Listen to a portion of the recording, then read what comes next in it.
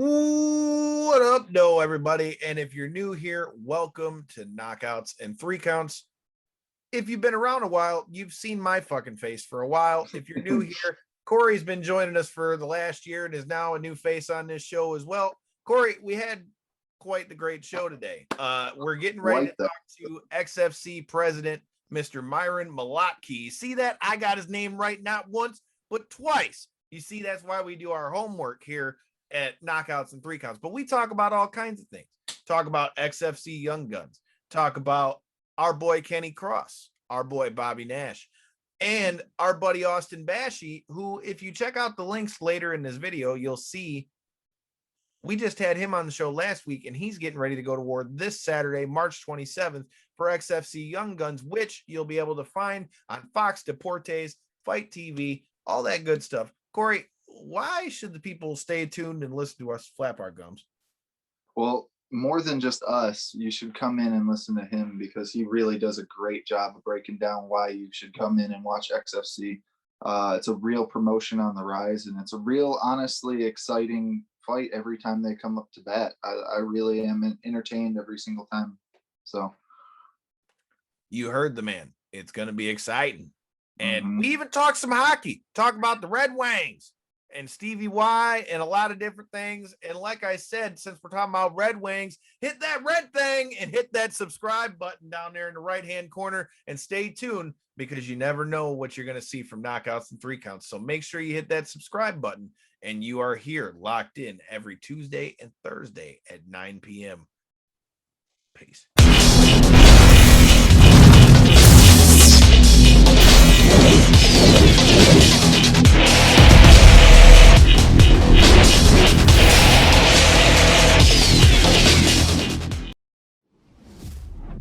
What up, everybody? This is Kyle, and you are back here watching, listening, consuming, doing however you're doing it. You're watching Knockouts and Three Counts. And hey, we brought you something a little different here tonight. We are joined by the big boss of XFC, Mr. Myron Malotky. I don't know if I said that correctly, but how you doing tonight, brother, man?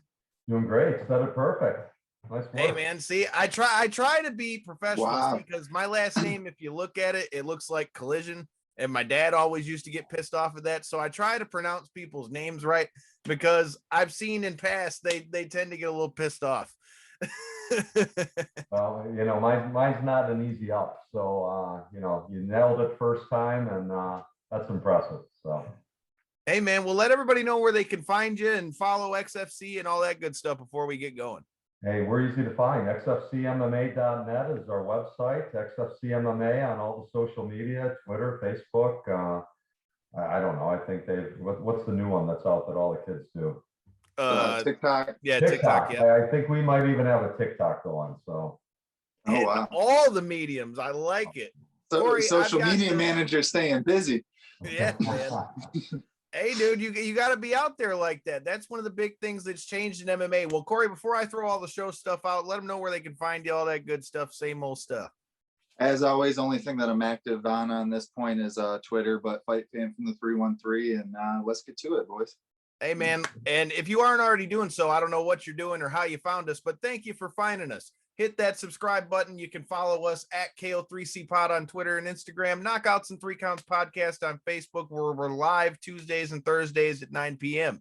But let's get back to the matter at hand. So the first thing I wanted to ask, you know, before we went and hit the record button, you know, one thing that we were talking about is you guys making your return. Before we get to MMA and all those things, I'm curious, what got you into the promoting end of things versus, you know, being a fighter yourself? What attracted you to the promotion end of the deal?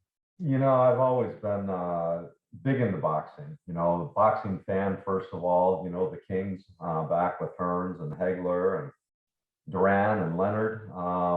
But, you know, I fought Golden Gloves way back when I was younger and always loved banging around. I actually grew up playing hockey, had a hockey injury in college and ended up going to a gym and banging around a little bit, and they threw me in the ring. So, you know, that's what got my start with personally being involved. But, you know, I grew up in Philadelphia. You know, I think I was the only guy there that wasn't a Joe Frazier fan. I was always an Ali fan. And yeah, I saw that. How fitting. Joel Embiid, there you go. So yeah, how fitting. yeah, absolutely. So, but yeah, I got involved in about 2011. I got approached. XFC was before we were with XFC. We were looking to take MMA down to Sao Paulo, Brazil, the birthplace, really, in our opinion, of MMA. And we talked to Bellator back when Bjorn Rebney had Bellator, and we talked to WSOF, and WSOF wasn't a fit for a lot of reasons. Bellator could have been, but they made a lot of mistakes on their broadcast contracts that didn't make it possible to really grow internationally. So we ended up looking at XFC, small, kind of a regional promotion that had done some nice things, and we thought that was a good fit. And that's what we did. Took it down to Brazil.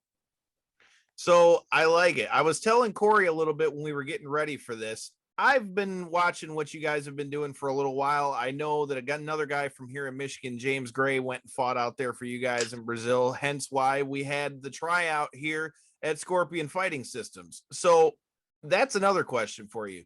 What was How it? did we lose James Gray? We lost James Gray in Brazil after he fought. No way. Tell me about, so how did you guys lose him in Brazil? I heard Brazil might not be the best place to get lost in. Well, you know what? James went down and he was a heavy, heavy underdog going into a fight. And, I wanted to bring James in. It's a kid that I thought would do really well down there. And he came in and had a huge upset. I think he tapped someone in 32 seconds his first fight. And the fans fell in love with him. He went up in the stands and didn't understand Portuguese, couldn't speak Portuguese, ended up following a huge contingent out to the bars, and we lost him for a little while, but we found him and he came back and fought a couple more times for us. But yeah, James, great kid. So big success over in Brighton. Yeah, man, they've built quite the facility over there at Scorpion Fighting Systems. I mean, they've had the likes of Amanda Bobby Cooper, who was fighting in the UFC. You got Cody Bundridge, who just fought on the Contender Series. Another past guest of our show from LFA, Mr. Josh Frem, coming out of that gym that they're out there now in Colorado. So, I mean, a good pedigree from Scorpion Fighting Systems. But, I've had a lot of people asking us questions about the whole, since your guys' return, you guys have been doing the whole tryout thing. What made you go that route versus, just signing guys? And how do you think the return's been from what you've seen in the early tryouts? The return's been great. When you take a look, every time you talk to a manager, and I get anywhere from 20 to 50 emails a day. Our matchmakers get 20 to 50 emails a day. I've got a killer. I've got a killer. And everyone's got a killer, but as soon as you tell them who the opponent's going to be, maybe not so much a killer, not a good fit, right? So, when we took a look at tryouts, XFC's been doing tryouts going back to, 2008, 2009. And if you take a look at a lot of the women fighting, you mentioned UFC, so many of those women went through the XFC trial process. A lot of male fighters as well. Nick Newell never really had a good swing. Always was a fan of that guy. Nick's a great kid, and obviously a lot of obstacles, to become a great MMA fighter. But Nick went through the trial process. Chris Barnett was our first tryout winner, Huggy Bear. So the tryouts is really, that's our grassroots strategy, because we believe that the greatest fighters have never been discovered yet. So what we're looking for, there's world-class fighters that haven't been given a platform, haven't been given a chance yet. And these tryouts, we see everything, and I've said it before on many interviews, everything from the kid that won his first bar fight, who all of a sudden thinks he's an MMA fighter, right? You get those kids applying, and we get UFC veterans that come to our tryouts. So we have a wild mix. The Michigan tryouts were a huge success for us. Some of the kids we found, Austin Bashi, I picked him out in the first, 5 minutes of the trial, right? Bobby Nash coming to a tryout. Another past guest of the show. Yeah, Bobby, oh geez, that kid's, he's a beast. A lot of promotions made a big mistake by not chasing Bobby down, and we're happy to have him. But our tryouts, you don't know if you're going to find one fighter that's going to really, fit the mold of what we're looking for. You might find 5 or 6 like we did in Michigan, or 3 or 4 like we did in Atlanta. And now we're having the tryouts again, Southwest Oklahoma, or our USA Southwest in Oklahoma. And we have high hopes we're going to see some fighters there. Typically, 300 to 400 applicants. We narrow it down to about 100 and run them through the paces. I mean, I I could watched. imagine. Go ahead.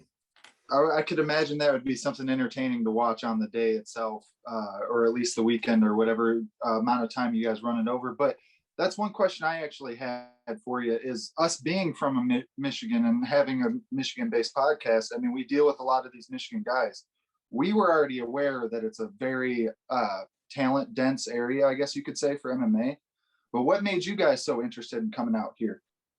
Well, I guess not much of a secret, but I live in Michigan.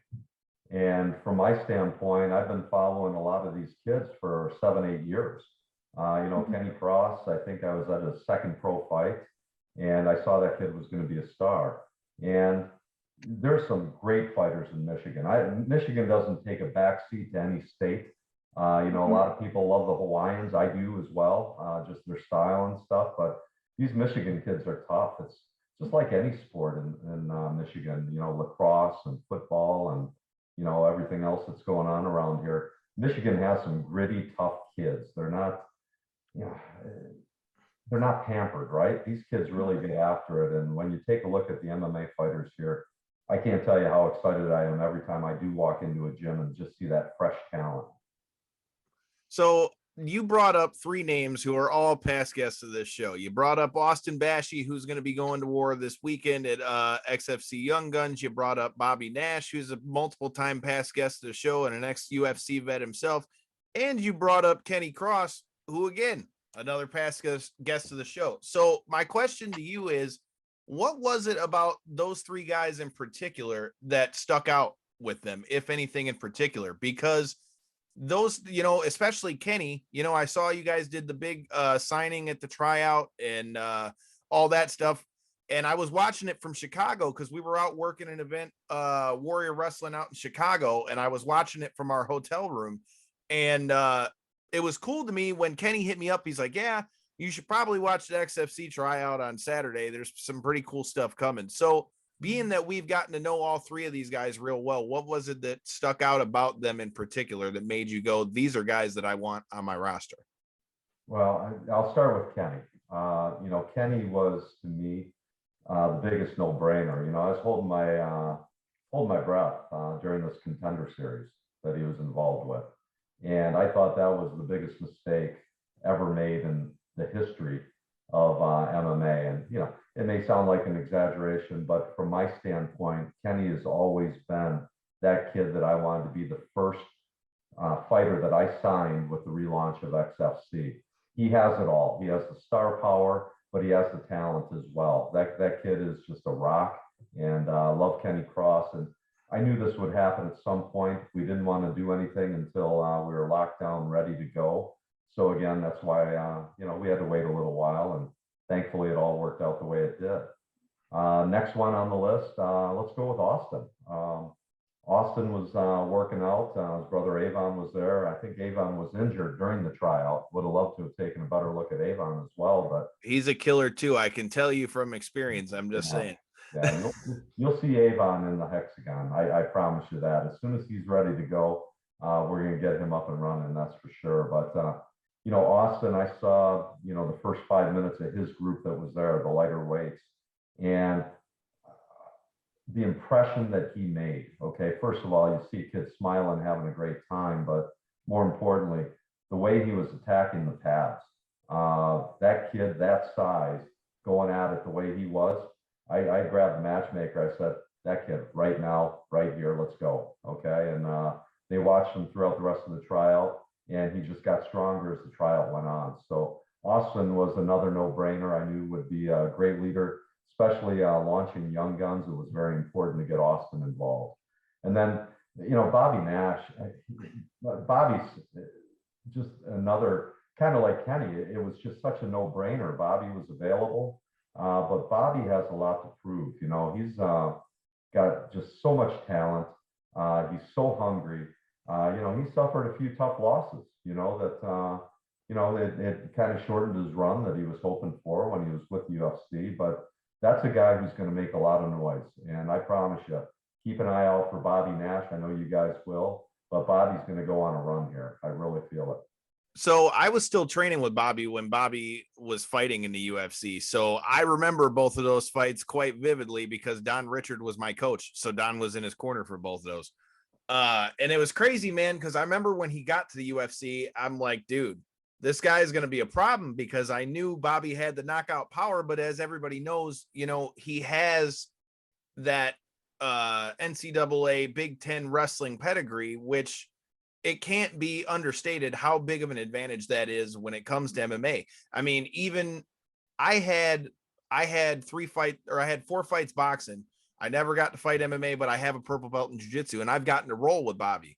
And even before Bobby started to get, you know, real good on his submissions and things, again, that wrestling pedigree, you know, he could just hold you down. And then once he put his hands together, you know, now after that last fight that he had in the first round of that tournament, I think he's really shown he's ready to get ready and go back at it. But that brings into a great question that I had for you. So I know that you guys had a hard time getting the next event together because a lot of the guys that were in the next round were in Canada. Was that the main thing that was, you know, causing a problem to get the second round running, or was there more to it? And if anything, is there a date on when the second round is going to get going? Yeah, you know, there's always more to it. So, you know, we took a look with the Canadians. We believe we can get them in, right? The hard part's getting them back home and getting them back home in a reasonable way because of all the restrictions they have and the quarantining they have and the issues they have with it. And, you know, we just didn't feel good about bringing in, you know, it affects our 55 tournament, it affects our 70 tournament. Okay. And, you know, another thing that popped up, Kenny got injured, right? And with Kenny's injury, getting the right replacement, someone that's going to fit, something that's fair for the opponent, Tom O'Connor, is going to be important to us. And the last thing is, hey, you know, this pandemic's still out there, and you know, we're having our event. We're excited this weekend, but the hurdles that we have to jump through, and it changes. You know, if it doesn't change every day, it changes every week. Everything that pops up with, you know, the hurdles that we have putting on events. For us, it's very important. You know, the venue it's got to be the right fit for what we're looking to do. Having fans there is going to be so important to everything that we do as well, you know, and not just financially, but just the excitement of putting on events. You know, you guys watch a lot of MMA, you know, and there's a big difference between an empty house and a full house, isn't there? With the energy you feel and the entertainment that you see. So we can relate to that on the fact that, I mean, again, our show covers pro wrestling too. And a lot of them, you know, like case in point, we were just talking about this on my way home from work. You've got 19 days now before WrestleMania gets going. I had tickets to it before the COVID and the pandemic and all that hit. And they just now are putting out tickets for WrestleMania till last Friday because they were waiting to see what was going to happen from the Super Bowl. Like, it's insane how everybody's kind of like keeping an eye. Let's see how the UFC does, or in wrestling, let's see how WWE does this, or another one. You know, you mentioned other sports. You know, I just got back recently from Jacksonville from the AEW Revolution pay-per-view, which they did it at Daly's Place, attached to the Jacksonville Jaguar Stadium. And even to get in there, man, like one of our past guests did the theme song, and we couldn't go backstage or anything because you had to be tested by their doctor on like the Tuesday or Wednesday before, and it was a whole big thing. So I can only imagine in trying to put on an event like that, what the hurdles would be. With that being said, do you think you guys are going to stay? You ran the last one in Georgia, right? If I'm not mistaken. Yeah, we're in Atlanta for the last one, and you know, what's nice is there's a lot of states opening up. So right now the team is researching what's going to be the best venue for 44, which will get this tournament going. And you know, we had even looked at with the Canadians, you know, do we just remix, reset the matchups so we could get Bobby fight and then the rest of the guys on the card that advanced to the semis. But we thought that we'd exercise a little bit of patience, and we're looking, it's probably going to be right towards the end of April, early May. We're looking at Nashville right now. We're looking at South Carolina, and we're going to see how it goes in Oklahoma. I'll tell you what, the commission in Oklahoma is the best I've ever worked with. They're absolutely incredible. And I don't say that lightly. You know, we had it the run of the land in Brazil, believe me. You know, they made it very welcoming and easy for us there. But with everything going on and all the steps that we have to take, the Oklahoma Commission's been great. The venue's been fantastic. Again, I can say right at the top of anyone that we've ever worked with, they're just so accommodating. They understand the hurdles that we have, and they're just really trying to take a lot of that off our hands. So, well, it's a lot of it right now is just moving goalposts. I mean, you're trying to keep up with what essentially should be where you should score and be in the safe zone, and then it's just constantly moving depending on which event's going on. Like Kyle alluded to, it everybody's watching everybody else because they want to fit as many of the crowd. They want to fit as many, you know, this, that, and the other, and to try to get it the perfect combination of it all. It really is. It's moving goalposts constantly. You're right. You're right. Well, with that being said, what would you say is the biggest hurdle you guys have had? Is it the testing? Is it the different commissions? Is it the you know, the individual states, you know, bylaws and things with how they're running their COVID restrictions? Like, what's been the biggest problem you guys have found running into, you know, when it comes to the challenges from the pandemic? I think finding the venue and the state, you know, combined really, because, hey, you know what, I'm going to bring XFC to Michigan, period. Okay. But very difficult again, finding the right venue that's, you know, willing to make some moves. And we've had some conversations, but it's just not where we need to be. Okay. We're not concerned what any other promotion's doing and how they're doing it. We're focused on doing it our way, and we're going to continue that. So I like it. Well, before I ask you the question that we ask everybody that comes on this show, I noticed in some of your other interviews, I noticed a Dominic Hasek jersey in there, man. So since I know you're a hockey guy and you told us that you're from Michigan, who are some of the guys you liked watching, man? I mean, obviously, I'm assuming there's a lot of Red Wings in there, but I saw Hasek up there. I mean, we could definitely use a better goaltender in the red and white these days, but hey, I digress. well, you know what? First of all, I grew up in Philly. Okay. So when I grew up in Philly, it was the Broad Street Bullies. Okay. They fought their way to 2 Stanley Cups. I was a kid at the time, and I'll tell you, I could run through that entire roster for you still today, right? But when you talk about recently, and, you know, the Hasek jersey, you know, Cromwell has always been one of my favorites, not just on the ice, but off the ice. He's one of the greatest athletes and greatest kids that you could ever meet. You know, Stevie Y, Lidstrom. Lidstrom's just an incredible person as well. So, you know, I defer to, you know, the latest groupings of Red Wings. Can't tell you that I know a lot of the kids that are playing anymore in the system, but back then I knew most of the players and really enjoyed them. Yeah, it's an unfortunate thing to watch kind of the demise of Hockey Town, I guess you could say a little bit, you know. It's phases, man. Just relax. Relax. All right. They're coming. All right. They're coming with Stevie at the trigger, and you know, they'll get it going. They'll get it right. They were so good for so long. At some point, between salary cap or age or however you want to take a look at it, you always have to reboot, right? Yeah. Correct. Well, and you really can't take too much away from them, because literally just up until a couple of years ago, they had been in the playoffs every year of my life. So it's kind of hard to Well, there's a difference between your life and my life, okay? Because they were absolutely awful for so many years, right? The Dead Wings, you're lucky you missed that phase. So yeah, absolutely.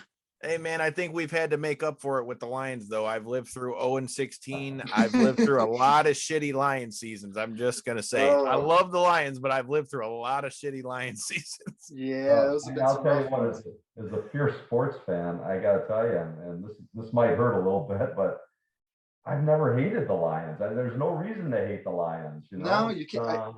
You had Barry, and you know, you had Megatron, and you know, Matthew Stafford.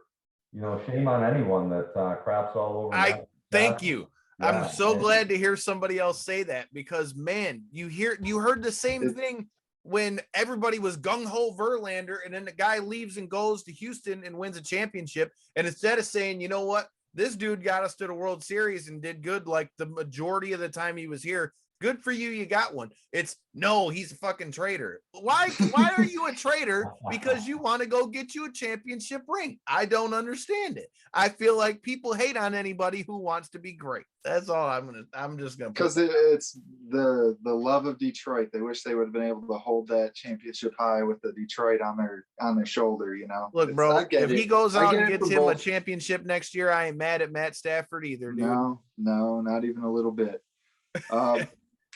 Well, with all the ramblings here, I kind of sense us, you know, coming to that point. But one question I did really want to get across, where do you guys see the kind of differentiating point, I guess, between somebody like the UFC, somebody like Bellator, and XFC? If you guys are all running in 1 week, in your eyes, what's the difference on why I should tune into an XFC promotion? You know, I think anyone that's watched an XFC event understands. You may not know the name, you know, it may not be McGregor walking into the cage, right? Mm-hmm. But I'll tell you what, I'll put my kids, as far as entertainment, up against any fighters in the world. We wind them up at fighter meeting. They know what's expected when they get in the cage. They know what's expected when they sign. We're not looking for anyone to lay like a wet rag on someone, you know, and just get through it, or even play it safe. Okay. Our kids know that it's all about explosions and fireworks, and they need to bring it with absolutely everything they have. And, you know, we're fortunate in Brazil. You know, when we went global with Brazil, it was UFC, and, you know, arguably we were, you know, in that mix with UFC, Bellator at the time. ONE FC did a nice job. They grew nicely. So we're not trying to be UFC. We're not trying to be anyone, but I guarantee you, anyone that tunes in and watches our fights, that's what you're going to want to see. You're going to see a lot more violence inside the hexagon than you're going to see in anyone else's cage. I love that answer. And one thing that I really do enjoy about your guys' promotion is you guys don't hold any punches with the matchmaking.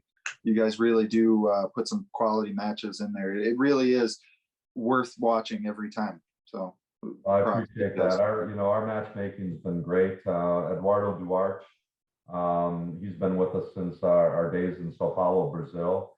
Matt Frendo came aboard. I was going to ask about that. He's a fellow past guest to this show and another Michigan guy in and of himself. Shout out to Frendo. Yeah, another Michigan guy. And you know what, Matt? The reason I pursued Matt and we were able to put something together, Matt's reputation, I think Matt's a fair guy. And Matt understands a matchup. He understands what we're trying to do. There's not a gimme fight in the XFC. And believe me, I've had managers, you know, try to, hey, you know, I can't afford for my guy to go 0-2, or I can't, you know, afford for my guy to take another loss. It's like, you know, that's the managers talking. Okay. I think most fighters I know will get in there and engage with anyone at any time, any day. You know, that's most of the fighters that I know. So I never blame the fighter for that. Yeah. But, you know, managing these kids out of, opportunities to get better, to show what they have. There's going to be tough fights. And this, I promise you, there's never going to be a layup in the XFC. So if you're going to get rostered, whether it's Young Guns, the XFC tournament, or our Super Fight Series, you're not dictating who you're fighting, okay? We're going to get you someone, and we're going to do it based on what we consider to be a great matchup. We don't want you to get your ass kicked, and we don't want you kicking someone else's ass, you know, just based on what's on paper, okay? Get in there and get it done. I like that answer, man. That's what I like to hear. And I mean, Frendo has a great reputation here with what he did with Lights Out Championship. It was great to see him go up there when we saw all the Michigan guys, you know, get picked up with Bobby and Austin and Kenny, as we mentioned. As we go into this Young Guns event here this weekend, obviously, you know who we're trying to watch out here, but who else do you think is going to stand out to people on this card, and what are some of the other fights that you're looking forward to as we go into XFC Young Guns? Well, you know what, we've got Braden in there for the headliner, and you know, I considered putting Austin in as our main event, especially because it's Young Guns. But we have a chance to sign Braden Smith, who, you know, is a kid he's a beast, and he's excited to fight for XFC. And when his manager told him about the opportunity, he didn't tell him it was with XFC, and he absolutely freaked out. He said, "Oh my God, I'm fighting for XFC," So it was a big deal for him, which we appreciate that. We appreciate that he wants to be a part of this. So, you've got Christina Williams. She's gonna, she's local, Oklahoma, and she's gonna bring a lot of fans out there, which, is always part of the gig. Depending on where you go, you want to make sure that there's some local talent that gets an opportunity. But, some of the ones I'm really looking forward to, at the Michigan tryout, we had a kid, Cody Lynn. Cody Lynn comes out of Wisconsin. He's going to be fighting a tough Hawaiian. And then we've got Davey Young. Davey's out of Minnesota, and he's fighting a tough Hawaiian. So I've got 4 kids in 2 matches that we're taking a real hard look at. And, we've extended contracts with some of these kids on this card. And the other ones, it's like a tryout as well. Show us what you got. I like that, man, because to me, like, as somebody with our show still growing, man, I mean, if it weren't for people giving us opportunities to go out to things like StarCast, or luckily for me, like I said, I've been around the Michigan MMA game. I've gotten to interview a lot of the guys around here just because I've been around the game for so long. Like, for you to be giving these guys basically on the job, here you go, we're going to put you out on the cameras, here you go, sink or swim. I think that opportunity for a young kid is going to give them either one of 2 things. You're either going to get a kid who's going to be like, you know what, here's my big shot to go do it. Or you're going to get a kid who maybe they aren't ready for the spotlight yet, but you're going to find out one way or the other by the time they step out of that cage. I feel like putting people in there like that. Yeah, we find out, and we saw that even in Atlanta, right? We told them what to expect, what the expectations were, not just the XFC as a whole, with me, with Eduardo, with Matt Frendo. The expectations were laid out very clearly, and I think a few of them were overwhelmed stepping into the hexagon for the first time. And, you'll get that. You have 12, 13 fights on the card, and, not every bout's going to be this great bout. But what I will say in Atlanta, what do we have? 12, 13 fights, I think. 10 or 11 of them were absolutely just freaking incredible, right? So that's what we look Hey, for. man, I enjoyed what we saw. And again, like Corey said, I mean, you guys really did do a good job with the matchmaking. I mean, Kenny's fight was fun to watch as well, just for the fact of we knew he's going in against the Team Alpha Male guy. He's getting another good opponent after coming off the Contender Series fight where he beat a guy who's 10-0, and they still didn't take him. So again, UFC's loss is clearly XFC's gain. But before I ask you my last question out of here, like I mentioned, we also cover pro wrestling. So were you ever a fan of pro wrestling at all coming out of the Detroit area? Because we've got some hardcore wrestling fans here in Detroit. If so, who tickled your fancy on the wrestling end? I'm going to disappoint you guys, man. I can't even go there. Ric Flair. I mean, okay, I ain't mad at that. Now I'm just throwing out names I know. No, I've never ever been a fan of wrestling. I just coming out of boxing, I just have a mentality between what's really going inside the cage or the ring or whatever versus entertainment. And I love the entertainment aspect, and believe me, I know these guys are great athletes because they're taking a lot of abuse and they're putting a lot out there, but it's just never been my thing. So oh no, I totally respect it. Like I said, I just had to throw it out there because, like you said, it's crazy because you're seeing. I mean, we've seen at this point, you've got Jake Hager, who came out of Oklahoma, that's wrestling for AEW, but he's fighting for Bellator. You've got, obviously the easy one with Brock Lesnar. Hell, I was there when Brock won the heavyweight title off of Couture. Wow. Like that was, yeah, that's a big ass dude to be hitting somebody. That's all I'm going to say. That dude's hand was bigger than my head. And speaking of guys whose hands were bigger than my head, as you can see in the picture, if you're watching this on YouTube, we've got Francis Ngannou, who, as you can see in that picture, his fist is bigger than my head, and I got a big ass head. He's taking on Stipe Miocic. Who do you got in this one? I know you're going to have to watch it later, but I got to know, who are you going with on this one? I'll tell you, I was out in Vegas a couple months ago at Extreme Couture and saw Cody Stamen. He was out there training. Another Enzo past guest Perez of the was show. on our card. Louis Navarro. So, I stopped and, just chatted it up with a bunch of fighters. And I saw the biggest human being I've ever seen in my life. Man, he is a big man. And I'll tell you, he moves well. But you know what? I think Stipe is the greatest ever, in that class. And I think Stipe, he's just going to continue rolling like he is. I'm a big fan of his. But I'll tell you what, when we sit and we go through our lineup, we do it, before every event that we have. And whether it's 12, 14, 15 bouts, whatever we have, we lay it all out and I pick, Eduardo picks, and I run about 30%. Okay, so Eduardo runs about 40%. So, hats off to our matchmaking, but that's MMA, right? I mean, that's right. Fighting. You never know what's inside that heart as soon as they step inside the cage and what the result's going to be. And anyone tells you any different, man, everyone's so surprised. Oh my God, what an upset. You know what? That's why it's a fight. What's that? I said, that's why it's a fight. That's why it's a fight. Hey man, I'm looking forward to it. I'm looking forward to XFC Young Guns going down this weekend. Hell, I might even be doing some commentary this weekend for some college wrestling as well. So it's going to be a busy weekend for knockouts and 3 counts. And we appreciate the time, man. Like I said, we're looking forward to seeing what you guys got coming from XFC. And you say you're coming to Michigan. I'm just saying, when you do, we will be in the building. Well, we will hook you up. I absolutely enjoy and love everything you guys do.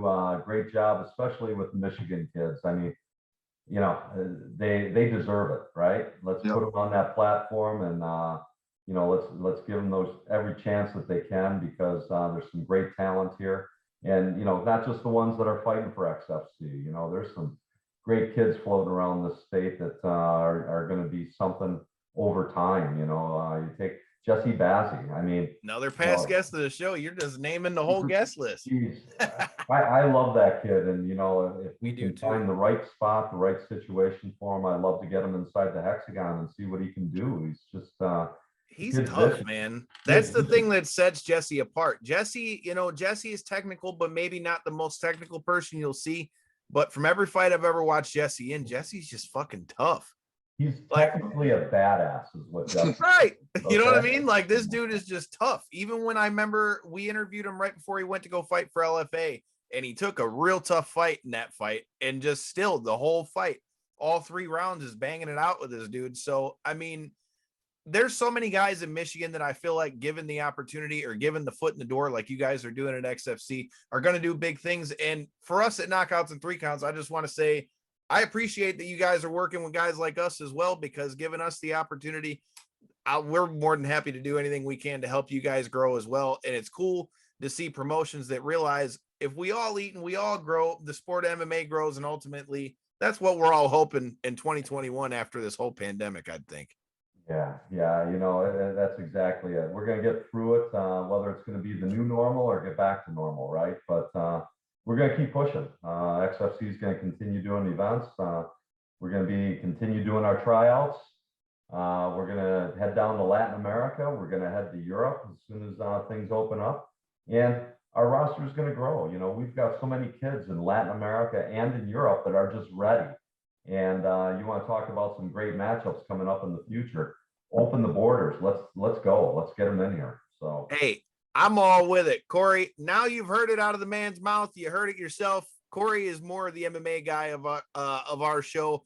I can handle both ends of it. But you've been saying that you need to make a road trip. Now, fool, you ain't got no excuses. You got XFC's going down, and you've got it's funny you bring up Ngannou and Extreme Couture, because we just had James Crunch Time Wilkins from on the show. He's a pro boxer. He trains half of his camps with Roy Jones Jr. in Pensacola, and half of his camps are down in Dallas. But he was telling us about how he was out there at Extreme Couture and getting to box with Francis Ngannou. And I go, all right, well, tell me the truth. Don't lie to me. How good is his hands? And he was like, I could tell you I don't want to get hit by the guy, and that he moves well. He's got good boxing for an MMA fighter is what he said. But the moral of the story was, look, that man moves way too quick for being a heavyweight. He's like, I ain't trying to get hit. He's. I'll tell you what. Like I said, that was one large human being that I saw out at Extreme Couture, and it's going to be a good one. But I'm not going to be watching. We're taking care of business. Oh, you guys got way more important business at hand. But I would have been remiss if I didn't pick your brain and see who you had for the big fight. But like you just heard out of the man's mouth, let everybody know one more time where they can catch XFC Young Guns this weekend. And if you guys aren't already planning on doing so, I highly recommend it. Well, I'm going to drop it on you guys right now. We just signed with Fox Deportes, which is awesome for our Spanish-speaking audience. We're going to be on Fight TV. We're going to be all over Mexico and Latin America, all over Europe. We're going into France. France had banned MMA for so long. We're going to be the first MMA company to have a live event shown in France on Fight Nation. But probably most important, XFCTV.com. That's going to be launched in time for Young Guns. People will be able to go back, watch all our previous content, see all the behind the scenes, and it's just going to be a great opportunity for combat sports fans, XFC fans worldwide. XFCTV.com. I like it. Is there any price point on this one, like some of the pay-per-views we're seeing on Fight TV, or is it just a stream? We're going to let it roll. We're going to let it roll. People will be able to watch it. I'm not sure with Fight TV, what they're doing with that main card, but Fox Deportes is obviously open TV and free and easy to find. So, and I've got, you guys keep an eye out on Thursday. We're dropping a big bomb. So Thursday, so Thursday, another broadcast partner just came aboard about 2 hours ago. We finished that deal. So snap. More breaking news. See, this is why you guys got to pay attention to Knockouts and Three Counts. We bring you all the good stuff here, man. We appreciate the time, man, and appreciate you letting us know all that good stuff. And like you heard the man, check it out. I almost said ESPN Deportes. Good God. Fox Deportes, Fight TV. I mean, you guys are doing big things. Check them out. They're going to be going to France. And hey, when they come to Michigan, if you're there, you'll see your boys from Knockouts and Three Counts. So until next time, and in the in-between time, if you guys are checking this out, check us out live tomorrow night, 9 p.m., as we're going to be live with Icon Lee. And until next time, and in the in-between time, peace.